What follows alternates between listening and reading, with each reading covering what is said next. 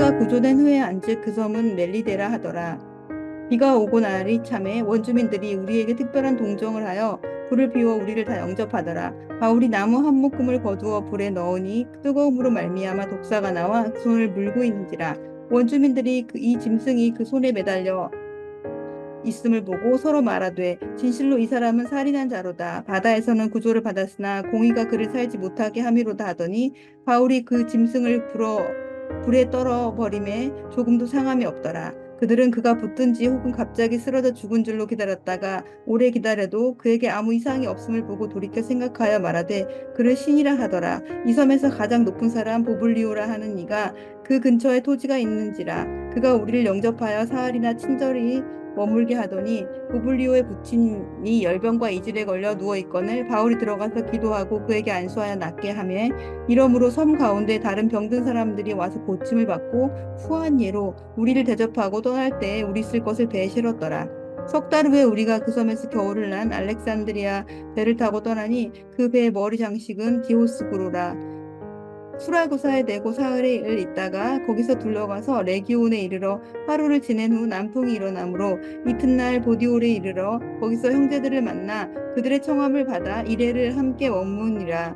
그래서 우리는 이와 같이 로마로 가니라. 그곳 형제들이 우리 소식을 듣고 아피오 광장과 트레이스 바베르네까지 맞으러 오니 바울이 그들을 보고 하나님께 감사하고 담대한 마음을 얻으니라. 어느덧 사도행전의 마지막 장에 이르게 되었습니다. 성령행전이라고 불리우는 이 책을 통해서 우리는 바울을 비롯한 사도들, 그리고 교회, 그 교회의 선교적 열정이 어떠한 것인지, 또 복음의 능력은 어떠한 것인지, 성령님의 강력한 인도하심은 무엇인지를 살펴볼 수가 있었습니다.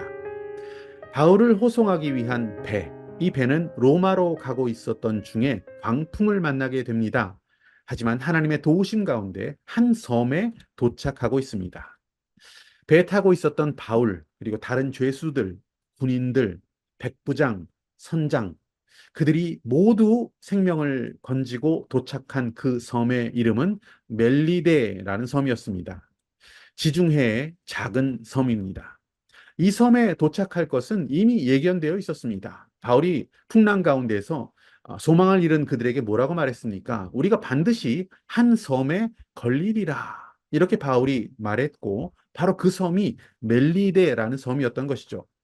멜리데 섬에 바울을 태운 배가 도착한 것은 모두 하나님의 계획이고 하나님의 섭리였습니다. 276명, 모든 사람들은 다 그 섬에 상륙하여서 구조되었습니다. 하나님은 바울을 멜리데 섬에 보내셨던 것입니다. 멜리데 섬, 그 섬에 있는 사람들을 구원하시기 위해 하나님은 모든 그 계획 가운데 풍랑을 보내셨고 또 바울을 멜리데 섬으로 인도하셨던 것입니다. 그 섬의 원주민들은 조난되었던 사람들을 특별히 긍휼히 여겨서 불을 피워놓고 바다에서 그들을 영접합니다.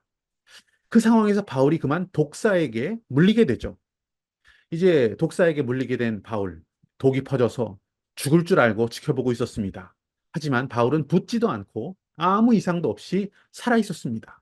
그런 바울의 모습을 본 원주민들은 이 사람은 신이다 라고 하면서 바울을 신적인 존재로 추앙하고 있습니다.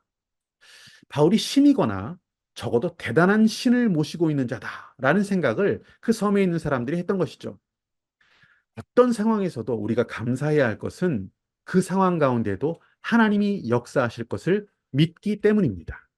하나님께서는 독사에게 바울의 손을 물게 하셨고 그 일을 통해서 원주민들이 바울을 대단한 영적인 지도자로 이렇게 믿게 하셨던 것입니다.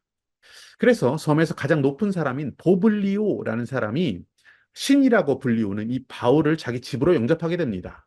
바울은 보블리오, 이 사람의 부친이 열병에 걸려 있는 그 모습을 보고, 누워 있는 모습을 보고 기도하고 안수해서 그 아버지를 고쳐줍니다.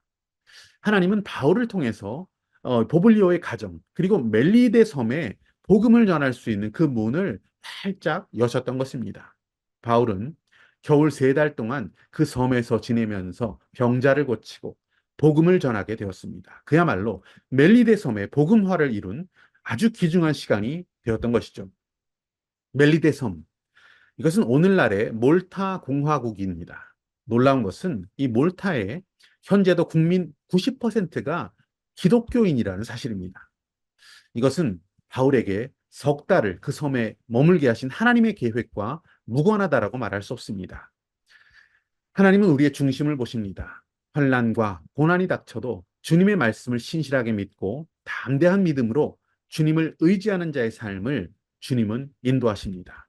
어떤 고난과 아픔도 하나님 나라를 위해서 사는 이 사람을 통하여서 하나님은 그것을 복된 것으로 바꾸어 주시고 또 그 고난과 아픔도 사용하십니다. 하나님의 신실함을 믿는 바로 그것이 우리의 믿음입니다.